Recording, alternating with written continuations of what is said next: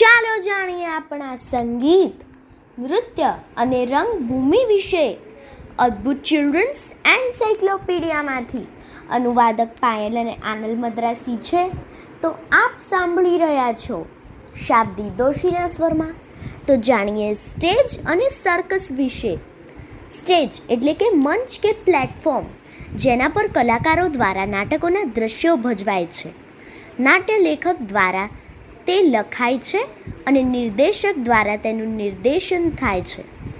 મંચ પર ભજવાતું નાટક મોટે ભાગે પ્રેક્ષકોને કોઈક સંદેશ આપે છે.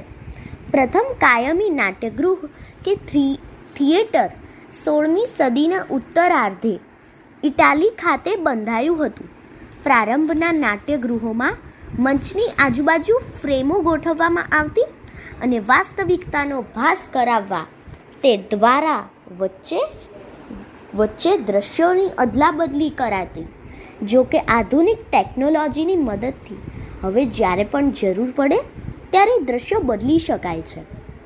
સર્કસ એ સાર્વજનિક મનોરંજન છે, જેમાં એરોબેટ્સ, વિદૂષકો તથા તાલીમ પામેલા પ્રાણીઓ દ્વારા વિવિધ પ્રકારના ખેલ વર્તુળાકાર રંગભૂમિના વચલા ભાગમાં કરાય છે, જેની ચોતરફ બેઠકો ગોઠવેલી હોય છે અને તેને તંબુ દ્વારા ઢાંકેલ હોય છે.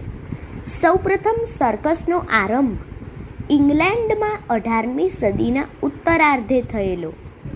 સર્કસમાં નૃત્ય કરતા એરોબેટ્સનો, તાલીમ પામેલ કલાકારો, અચંબાજન્ય ઘોડેસવારી, ટ્રેપીઝ કે ઝૂલાના ખેલ તથા વિવિધ મનોરંજક જોખમી ખેલોનો સમાવેશ થાય છે.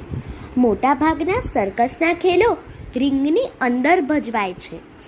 સામાન્યપણે તે રિંગ 13 મીટરના વ્યાસની હોય છે. ટ્રેપીઝ કલાકારો ઝૂલા તથા સીડીઓનો ઉપયોગ કરે છે. તો પૂછો ને જાણો કે વિદૂષકો સર્કસમાં શું કામ કરે છે? વિદૂષકો રમૂજી પાત્રો છે, જેઓ ઓડિયન્સને હાસ્યમાં તરબોળ રાખે છે. તેમનો મેકઅપ રંગબેરંગી તથા ચમકતો હોય છે અને કોથળા જેવા કપડાં હોય છે. કોઈ પણ પાર્ટી કે મિજબાનીમાં વિદૂષકો સૌને મનોરંજન પૂરું પાડે છે. અદ્ભુત સત્ય: વીજળીની શોધ પહેલાં ઘણા નાટ્યગૃહો મીણબત્તીથી લાગેલી આગમાં બળી ગયા હતા. રિંગ માસ્ટર એ સર્કસમાં પ્રાણીઓ પર કાબૂ રાખે છે. ઘણા સર્કસોએ પ્રાણીઓને ખેલો દર્શાવવાનું બંધ કરી દીધું છે.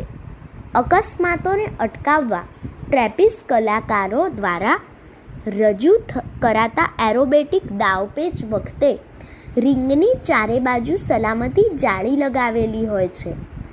રોયલ નેશનલ થિયેટર લંડન 3 જુદા તબક્કાઓ ધરાવે છે. તો આટલું જાણીને એટલું તો યાદ રાખીએ કે ગ્રીન રૂમ મંચની પાછળની તરફ આવેલ જગ્યા છે, જ્યાં અભિનેતાઓ પોતાના પોશાક બદલે યા પોતાને રજૂ થવાના વારાની રાહ જુએ છે. અસ્તુ.